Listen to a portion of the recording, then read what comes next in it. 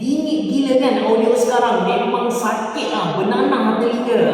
Bilik ni, studio saya yang baru ni belum ada audio treatment. Even anda boleh tengok dekat belakang saya tak ada langsir pun untuk serap bunyi. Audio yang anda dengar sekarang saya record menggunakan built-in microphone yang ada dekat smartphone lipat Honor, which is bagi saya untuk video kali ni just nice So dalam video kali ni saya akan kongsikan dengan anda bagaimana saya buat audio treatment, bagaimana saya nak ubati audio yang bingit ni supaya enak untuk anda dengari. Disclaimer, ini bukan cara profesional, ini cara yang saya belajar sendirilah. Tanpa melengah lagi, anda bersama saya Asam Jeffrey dalam channel YouTube Analiza. Kalau anda belum tekan butang subscribe, pastikan anda tekan butang subscribe dan juga butang loceng yang ada dekat tepi dia.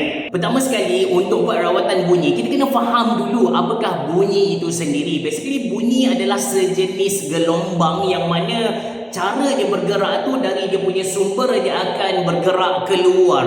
Tak kisah ke arah mana, yang penting dia bergerak secara menegak. Once dia berlanggar dengan dinding, dia akan memantul balik dan pantulan itulah yang menyebabkan gema yang anda dengar sekarang. Jadi, untuk elakkan gema ni berlaku, apa yang kita kena buat? Kita kena kurangkan pantulan yang berlaku. Cara pertama, saya akan pasang langsir terlebih dahulu. Untuk langsir, saya beli dekat Kaisong, saya beli saiz yang besar. Basically langsir ni bila anda nak beli ada dua jenis, satu eyelet and satu lagi French pleat. Dia jenis ring ataupun cangkuk-cangkuk. Kesemua aksesori tu memang dijual dekat Kaisong, termasuk dengan dia punya batang besi dekat belakang ni lah. So untuk langsir ni sebolehnya anda cari yang tebal.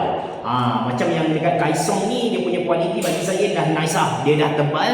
Tapi kalau nak buat custom made, beli kain sendiri, lagi mantap sebenarnya.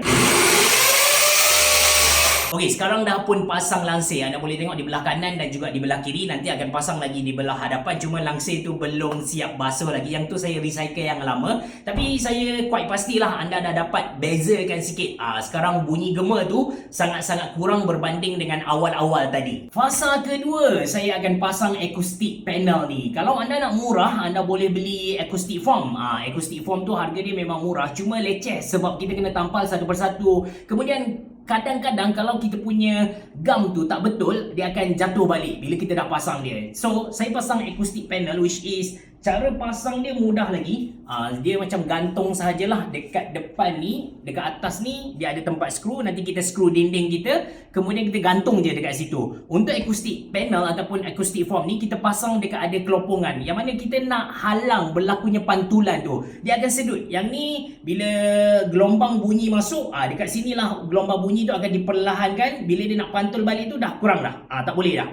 So itu function dia. Ini fasa yang kedua. Untuk acoustic panel, saya pasang dua dekat sini. Kemudian saya ada pasang satu di atas saya punya pintu. Ada dua dekat sini. Dan ada dua dekat depan ni. Dan insyaAllah esok akan pasang satu dekat atas ni lah. Untuk layout bilik baru ni, saya akan berada di bawah aircon. Yang anda nampak wayar terkeluar itu adalah aircon. And possibility untuk saya tambah satu lagi acoustic foam di tepi aircon tu pun ada.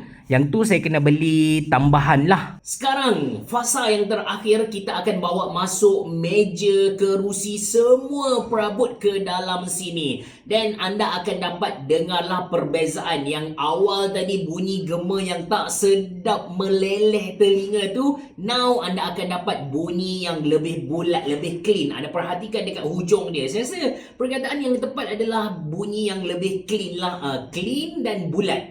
Clean dan bulat. Hujung tu dia akan jadi macam tu sikit. Kalau tadi bunyi dia tajam dan bunyi macam tu. Apa lagi kita masukkan dahulu kita punya perabot-perabot. Okey, sekarang saya dah pindahkan almost 70% barangan dari studio lama saya ke sini. Anda boleh tengok di bahagian belakang kotak-kotak dah tersusun walaupun masih ada kekosongan. Dan di bahagian hadapan saya ada langsir, ada acoustic foam dan ada satu masalah besar iaitu tiang yang betul-betul menghadap saya sekarang lah. Actually di bahagian hadapan ni saya nak letak 2 biji meja. Satu meja untuk saya buat kerja macam proses pemasangan PC. Satu lagi saya nak letak meja gaming. Saya akan set up PC gaming saya dekat situ. Kalau saya nak main game dengan anak saya, which is kami main FIFA sekarang, saya akan main dekat situ. Saya takkan ganggu saya punya laptop lah. Ini meja tempat saya record video, tempat saya edit gambar, edit video, untuk saya buat documentation everything dekat laptop ni. Ni nyawa saya ni.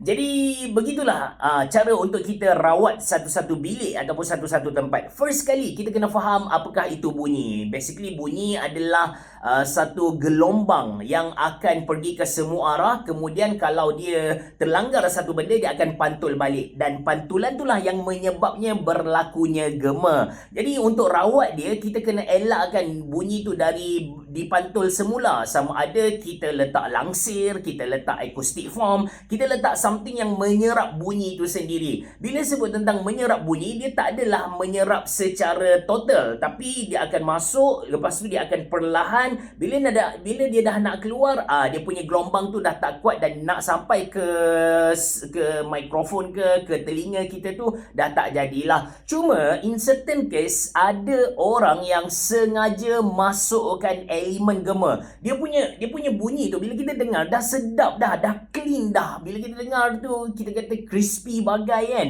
Tapi dia sengaja tambah gema ataupun reverb di bahagian belakang supaya nampak sedikit kecacatan.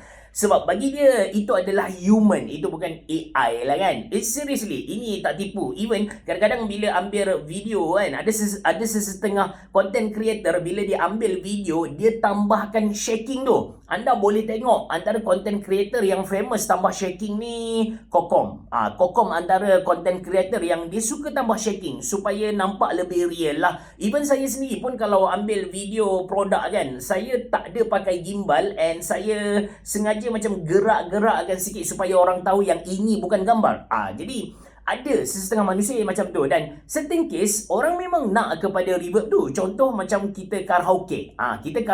Kita tak suka kalau bunyi audio biasa, kita nak kepada gema tu. Gema tu yang buat kita macam asyik sikit lah. Jadi bergantung kepada anda. Yang penting lepas tonton video ni, anda dah tahu bagaimana untuk buat audio treatment bilik anda. Mungkin untuk bilik dia tak adalah isu sangat. Kita tak ada knowledge yang spesifik. Kita tak perlu belajar sampai engineering level. Memang ada sound engineering Anda jangan ingat benda ni benda simple Cuma untuk content creator kita tak perlulah sampai level tu.